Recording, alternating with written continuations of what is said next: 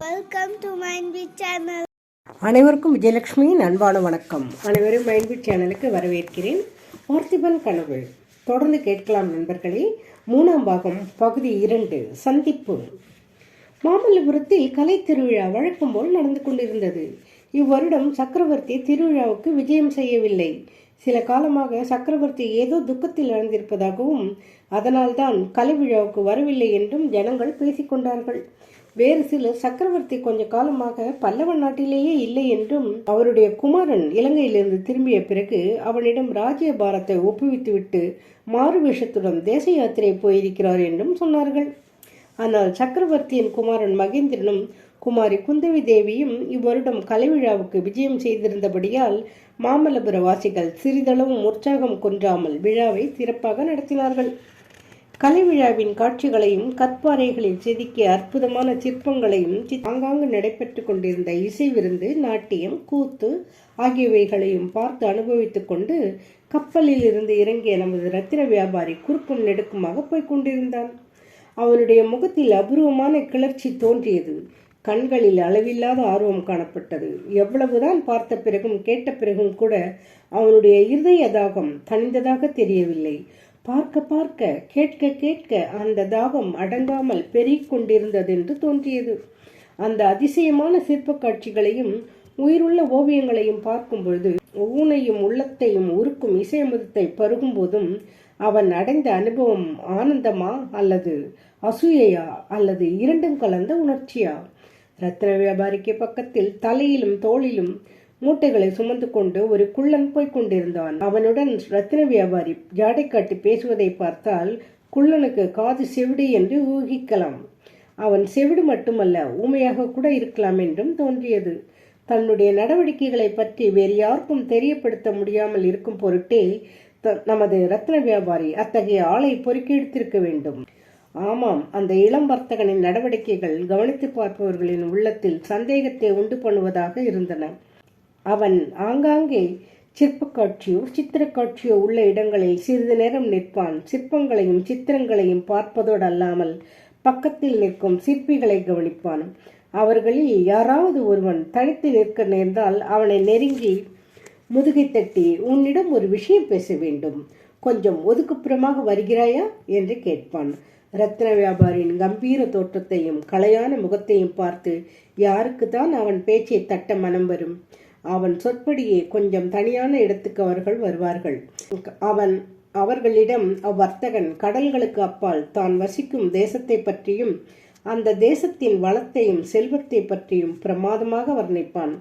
கரிகால சோழ சக்கரவர்த்தியின் காலத்தில் கடல் கடந்து சென்ற தமிழர்கள்தான் அந்த தேசத்தில் வசிக்கிறார்கள் என்றும் அவர்களுக்கு தாய் நாட்டில் உள்ளவை போன்ற திருக்கோயில்களும் சிற்பங்களும் இல்லையே என்ற ஒரு குறையை தவிர வேறு குறை ஏதும் கிடையாது என்றும் எடுத்து சொல்வான். அந்த தேசத்துக்கு நீ வருகிறாயா?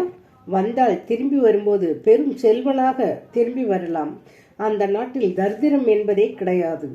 தெருவெல்லாம் ரத்தின கற்கள் இறைந்து கிடக்கும் என்று சொல்லி குள்ளம் தூக்கி கொண்டு வந்த பையிலிருந்து ஒரு பிடி ரத்தின கற்களை எடுத்து அவர்களிடம் காட்டுவான். ரத்ன வியாபாரியின் பேச்சிலேயே அநேகமாக அந்த சிற்பி மயங்கி போயிருப்பான். கை நிறைய ரத்தின கற்களை காட்டியதும் அவன் மனத்தை நிச்சயப்படுத்தி கொண்டு தன்னுடைய சம்மதத்தை தெரிவிப்பான்.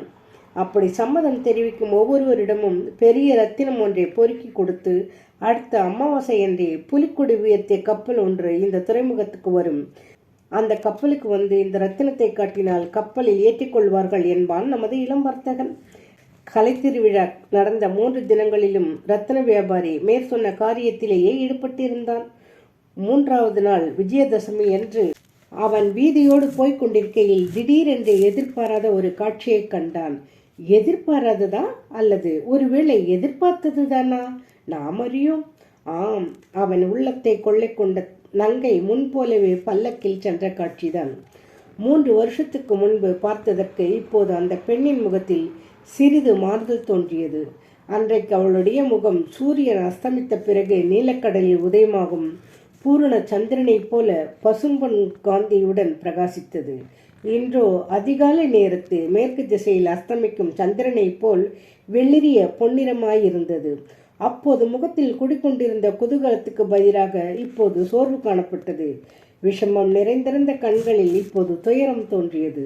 இந்த மாறுதல்களினாலே அந்த முகத்தில் சௌந்தர்யம் மட்டும் அணுவளவும் குன்றவில்லை, அதிகமாயிருந்ததென்றும் சொல்லலாம். வீதியோடு போய்க் கொண்டிருந்த ரத்ன வியாபாரி தனக்கு பின்னால் கூட்டத்தில் ஏதோ கலகலப்பு சத்தம் உண்டாவதை கேட்டு திரும்பி பார்த்தான். காவலர் புடைசூழ ஒரு சிவிகை வருவதைக் கண்டான். அச்சிவிகையில் இருந்த பெண் தன் இருதய மாளிகையில் குடிக்கொண்டிருந்தவள்தான் என்பதை ஒரு நொடியில் தெரிந்து கொண்டான். அச்சமயத்தில் அவன் நெஞ்சு விம்மிற்று, கண்களில் நீர் தழும்பிற்று. இம்மாதிரி சந்தர்ப்பம் நேருங்கால் என்ன செய்ய வேண்டும் என்பதை பற்றி அவன் யோசித்து வைத்திருந்ததெல்லாம் சமயத்துக்கு உதவவில்லை. வீதி ஓரமாக ஒதுங்கி நின்று கொண்டான். பல்லக்கின் பக்கம் பார்க்காமல் திரும்பி வேறு திசையை நோக்கினான். அவன் இருந்த இடத்தை சிவிகை தாண்டிய போது தன்னை 2 விசாலமான கரிய கண்கள் கூர்ந்து நோக்குவது போல் அவனுக்கு உணர்ச்சி உண்டாயிற்று. திரும்பி பார்க்க வேண்டும் என்ற ஆவல் அளவு மீறி பொங்கிற்று. பல்லை கடித்துக்கொண்டு அவன் வேறு திசையை பார்த்து கொண்டிருந்தான். பல்லக்கு கொஞ்ச தூரம் முன்னால் போன பிறகுதான் அந்த பக்கம் திரும்பி பார்த்தான். பல்லக்கில் உட்கார்ந்திருந்த பெண் தன் மீது வைத்த கண்ணை எடுக்காமல் பார்த்து கொண்டிருப்பதை கண்டான். அடுத்த கணம் அவனுடைய கண்கள் மறுபடியும் கீழே நோக்கின. ஆனால் பல்லக்கு மேலே போகவில்லை, நின்றுவிட்டது. பல்லக்குடன் போய்க் கொண்டிருந்த வீரர்களில் ஒருவன் ரத்தின வியாபாரியை நோக்கி வந்தான். அருகில் வந்ததும், அப்பா, தேவிக்கு முன்னிடம் ஏதோ கேட்க வேண்டுமாம், கொஞ்சம் வந்துவிட்டு போய் என்றான். ரத்தின வியாபாரி அவனுடன் பல்லக்கை நோக்கி போனான். அந்த சில வினாடி நேரத்துக்குள் அவனுடைய உள்ளத்தில் என்னவெல்லாமோ எண்ணங்கள் கொந்தளித்தன. இந்த பெண் யாராக இருக்கும்? எதற்காக நம்மை அழைக்கிறாள்? நம்மை அடையாளம் கண்டு கொண்டாலோ? அப்படியானால் இத்தனை நாளும் நம்ம ஞாபகத்தில் வைத்து கொண்டிருந்ததாக ஏற்படுகிறதே. இவள் உயர்குலத்து பெண் என்பதில் சந்தேகமில்லை. ஒருவேளை சக்கரவர்த்தியின் மகளாக இருக்குமோ? ஐயோ, அவ்விதம் இருந்து விட்டால்? ரத்தின வியாபாரி பல்லக்கை நெருங்கி வந்து அந்த பெண்ணின் முகத்தை ஏறிட்டு பார்த்தான். அப்பப்பா, அவளுடைய பார்வைதான் எவ்வளவு கூறியது! பெண்களின் கண்கள் வாளுக்கும் வேலுக்கும் இதனால்தான் ஒப்பிடுகிறார்கள் போலும். ஆமாம், குந்தவி அவனுடைய கண்களின் வழியாக அவனது இருதயத்தையே ஊடுருவி அதன் ரகசியத்தை கண்டுபிடிக்க விரும்புகிறவளைப் போலவே தான் பார்த்தாள். இவ்விதம் சற்று நேரம் மௌனமாய் பார்த்து கொண்டிருந்து விட்டு, ஐயா, நீ யார்? இந்த தேசத்து மனுஷர் இல்லை போலிருக்கிறதே என்றாள். ஆம் தேவி, நான் கடலுக்கு அப்பால் உள்ள செண்பகத்தீவில் வசிப்பவன். இரத்தின வியாபாரம் செய்வதற்காக இவ்விடம் வந்தேன். என் பெயர் தேவசேனன் என்று மளமளவென்று பாடம் ஒப்புவிக்கிறவனைப் போல் மறுமொழி கூறினான் ரத்தின வியாபாரி. அவனுடைய படபடப்பு குந்தவி தேவிக்கு வியப்பை அளித்திருக்க வேண்டும். மறுபடியும் சிறிது நேரம் மௌனமாக உற்று பார்த்துவிட்டு, எந்த தீவு என்று சொன்னீர் என்றாள். செண்பகத்தீவு, செண்பகத்தீவு, செண்பகத்தீவு. கேட்ட ஞாபகமாக இருக்கிறதே. அந்த தீவை ஆளும் அரசன் யாரோ? செண்பகத்தீவின் பூர்வீக அரச வம்சம் நசித்து போயிட்டு சோழ நாட்டு இளவரசர் விக்ரமர் தான் இப்போது எங்கள் அரசர். இவ்விதம் சொன்னபோது குந்தவியின் முகத்தில் உண்டான பிரகாசத்தை ரத்தின வியாபாரி கவனிக்காமல் போகவில்லை. அந்த தேச பிரச்சனை இன்னும் இவள் நினைவில் வைத்துக் கொண்டுதான் இருக்கிறாள். ஆனால் இவள் யார்? இவ்வளவு முககாந்தியும் சௌந்தரியமும் உள்ளவள். ஒருவேளை அத்தகைய சந்தேகமே ரத்தின வியாபாரிக்கு திகில் உண்டாக்கிற்று. அப்போது குந்தவி, நீ ரத்தின வியாபாரி என்பதாக சொன்னீர் அல்லவா என்று கேட்டாள். ஆமம்மா, இதோ இந்த குள்ளந்தலையில் உள்ள மூட்டைகளில் மேன்மையான ரத்தினங்கள் இருக்கின்றன. வேண்டுமானால் இப்போது எடுத்து காட்டுகிறேன். இப்போது வேண்டாம், வீதியில் கூட்டம் சேர்ந்து போகும். சாயங்காலம் அரண்மனைக்கு வாரும் என்றாள் குந்தவி.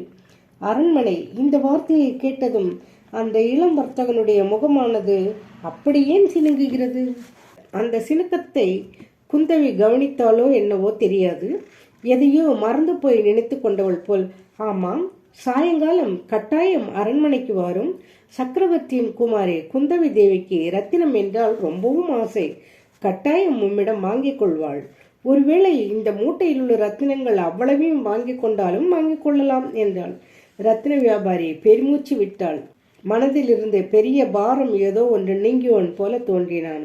அப்படி எல்லாவற்றையும் ஒரே இடத்தில் விட்டுவிட வேண்டும் என்ற ஆசை எனக்கில்லை. இந்த தேசத்தில் இன்னும் பல இடங்களையும் சுற்றி பார்க்க விரும்புகிறேன். உங்களுக்கு வேண்டிய ரத்தினங்களை நீங்கள் வாங்கிக் கொண்டால் போதும் என்றான். அதற்கும் நீர் அரண்மனைக்குத்தான் வந்தாக வேண்டும். கட்டாயம் வருகிறீரா?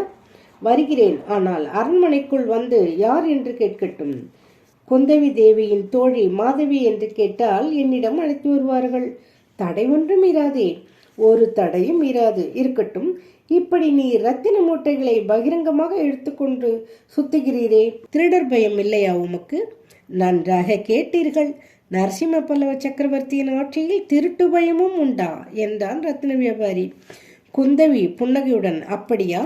எங்கள் சக்கரவர்த்தியின் புகழ் அப்படி கடல் கடந்த தேசங்கள் எல்லாம் பரவி இருக்கிறதா? சந்தோஷம். நீ சாயங்காலம் அவசியம் அரண்மனைக்கு வருகிறீர் அல்லவா என்று கேட்டாள். கட்டாயம் வருகிறேன் என்றான் வியாபாரி. பிறகு குந்தவி கட்டளையின் பேரில் பல்லக்கு மேலே சென்றது. ரத்தின வியாபாரி நின்ற இடத்திலேயே நின்று பல்லக்கு ஜனக்கூட்டத்தில் மறையும் வரையில் அந்த திசையே பார்த்து கொண்டிருந்தான். என்னப்பா, எத்தனை நேரம் ஒரே பக்கம் பார்ப்பாய்? கண்விழி பிதுங்க போகிறது என்று ஒரு கொடூரமான குரலை கேட்டு அந்த இளம் வர்த்தகன் திடீர் என்று காலால் நெருப்பை மிதித்தவன் போல துள்ளி திரும்பி பார்த்தான். ஒரு கருநிற குதிரை மேல் சாட்சாத் மாரப்ப பூபதி அமர்ந்து தன்னை ஏளன பார்வையுடன் பார்த்து கொண்டிருப்பதை கண்டான். மாரப்ப பூபதி விக்கிரமனை அடையாளம் கண்டு கொண்டானா? நண்பர்களே, அடுத்த நிகழ்ச்சியில் பார்ப்போம். நிகழ்ச்சியில் தொடர்ந்து பயணித்து வாருங்கள். பார்த்திபன் கனவு தொடர்ந்து கேட்கலாம் நண்பர்களே. இந்த வீடியோவை பாருங்கள், லைக் பண்ணுங்கள், ஷேர் பண்ணுங்கள், கமெண்ட் பண்ணுங்கள், மைண்ட்பீட் சேனலை சப்ஸ்கிரைப் செய்யுங்க. மீண்டும் அடுத்த நிகழ்ச்சியில் சந்திப்போம். நன்றி, வணக்கம். Thank you for watching.